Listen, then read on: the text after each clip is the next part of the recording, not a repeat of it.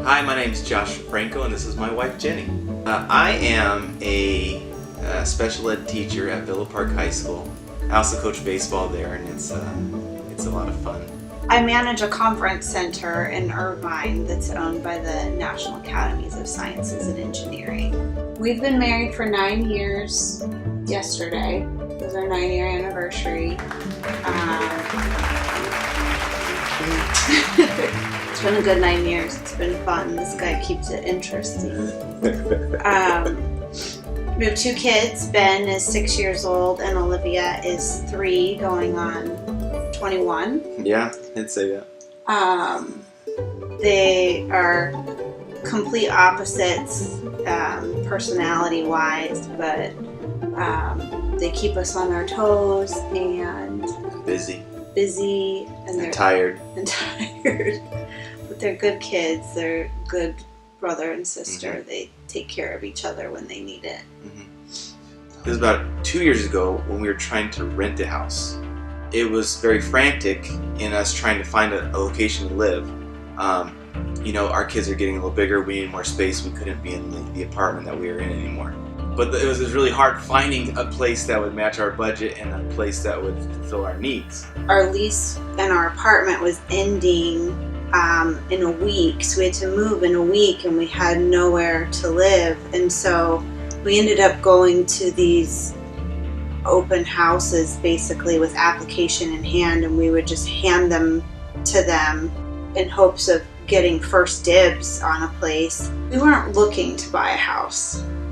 We have a lot of debt from school and just life, and so that became the forefront of our mind, is how do we pay off all this debt?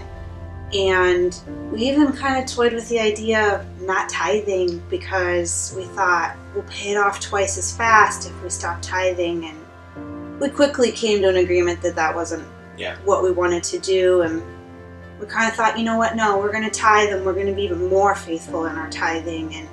And we just had that faith, and we didn't know what it was, but we felt like God could take care of the debt. If we were faithful with the tithing and being obedient with that small amount, He would somehow take care of the debt. So that eventually, 10 years from now, we could buy a home. In April then, 4 months after that conversation, we got a call from the owner of the home, and she said, "We want to sell the house. So you can move or you can buy it." And we were devastated. Yeah. We thought, we're going to have to uproot the kids again and move, and where are we going to go? And we spent a few days just kind of wallowing in that despair and crying, and we were so sad because we loved where we lived and the neighborhood. And I started making calls, and all the banks said no, and I started calling lenders, and I think I called about 12 different lenders. One of them answered the phone. That was kind of step one of realizing that maybe buying the house was sort of within reach. We had still a lot of debt and no savings. So it seemed impossible, but just step by step, God kind of took every obstacle and said, "No, I want you to have this. I want to bless you with the desires of your heart. I care about that, and you're being faithful." And it wasn't until we actually moved into the place we were renting that we were like, wow, like, this is a great house, and we got a really good deal. Like, God's hand was definitely on that. Yeah, it's like you can't underestimate God's blessings at any point in time.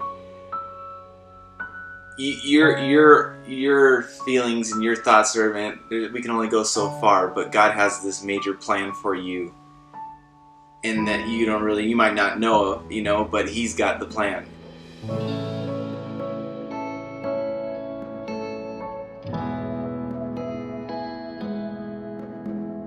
This was totally something that He wanted for us, and bless us with, and it's just it's been a blessing ever since. Every night we go to bed, we give thanks for this house because it's such a blessing, and how He's just taking care of us. And not just provided our needs, but provided something that wasn't, owning a home isn't a necessity, but I guess He knew what was in our hearts, and I think that God is like that. He wants to surprise you with something beyond what you could have imagined, and I think He delights in that, in giving His children good gifts. Mm-hmm. There were probably 10 different instances in the whole process where we thought, well, this is it, doors closed, and God just blew the door open. Absolutely. Especially, I think, reaffirming that tithing is very important. It's a, I mean, because, we've been married for 9 years now, but there's been times where we are very faithful. There's been times where we're not very faithful, but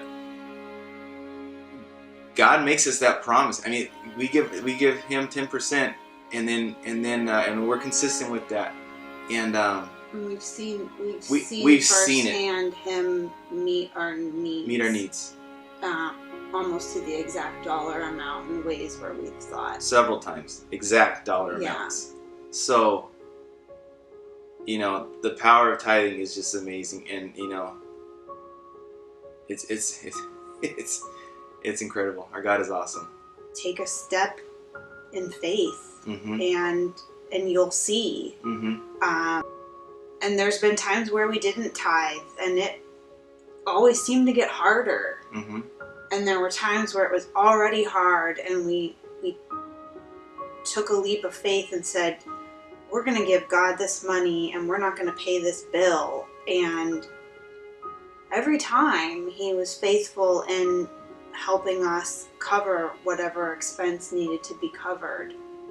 I think we've had to learn that lesson a few times. Yeah. You would think you would learn it once and you'd be good to go.